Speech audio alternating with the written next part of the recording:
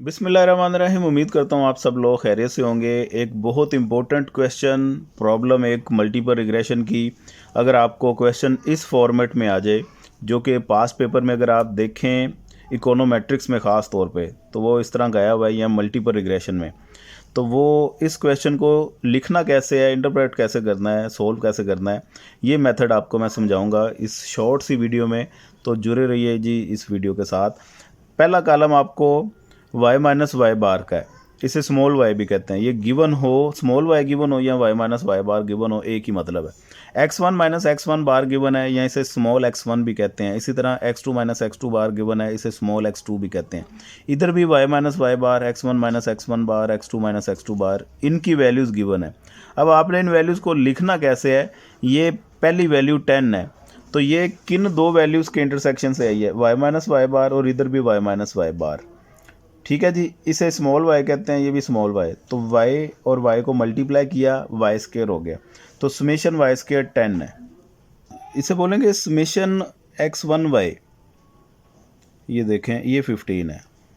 इस 9 की जब बात करें तो ये y और x2 समेशन x2y हो गया, ये 9 है। इसी तरह 15, ये 15, ये x1y या yx1 एक ही आंसर होता है इनका, ये 15 है। ये x1 और x1 इनके इंटरसेक्शन से है, तो ये x1 का स्क्वायर हो गया 19, समेशन x1 का स्क्वायर 19 है। इसी तरह ये समेशन x2 का स्क्वायर है, x1 x2 8 है।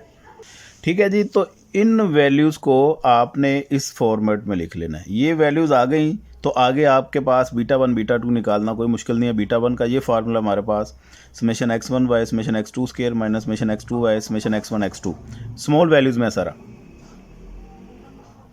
Summation x1 square summation x2 square minus summation x1 x2 whole square. तो ये वैल्यूज़ को पहले तो स्मॉल में कन्वर्ट करना होता है, उसके बाद इसमें लिखना होता है। तो यहाँ पे ऑलरेडी ये स्मॉल वैल्यूज़ गिवन है, आपको कन्वर्ट करने की भी ज़रूरत नहीं है, आसान है क्वेश्चन। तो ये फार्मूले में वैल्यूज़ पुट की, बीटा 1 आ गया 0.7। इसी तरह बीटा 2 का फार्मूला लिखें। ये बीटा 2 का फार्मूला है जी। इस बीटा 2 के फार्मूले में वैल्यूज़ पुट करें तो ये आपका बीटा 2 निकल आया। ठीक है जी, उसके बाद आपको बीटा चाहिए, क्योंकि आपकी इक्वेशन जो आपने बनाई है वो ये बनाई है, y equal to beta plus beta 1 x1 plus beta 2 x2। तो ये आपकी एस्टिमेटेड इक्वेशन है। बीटा 1 और बीटा 2 आपने निकाल लिया, अब ये बीटा निकालना है। बीटा कह दें इसे या अल्फ़ा कह दें, तो उसका फार्मूला है y बार माइनस b1 x1 बार माइनस b2 x2 बार।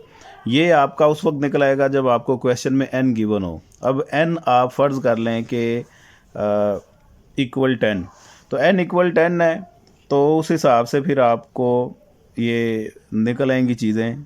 ये तो अभी मैंने वैसे ही एक एग्जांपल के तौर पे आपको असल में वैल्यूज़ को समझाना, लिखते कैसे हैं। आपको ये summation y summation x1 summation x2 n ये सारा कुछ गिवन होगा, उस हिसाब से ये बीटा भी निकल आएगा और रिग्रेशन इक्वेशन आपकी एस्टिमेट हो जाएगी। मेरा ख्याल है ये वीडियो आपको समझ लग गई होगी। दुआ में याद रखिएगा, अपना ढेर सारा ख्याल रखिएगा। पाकिस्तान जिंदाबाद।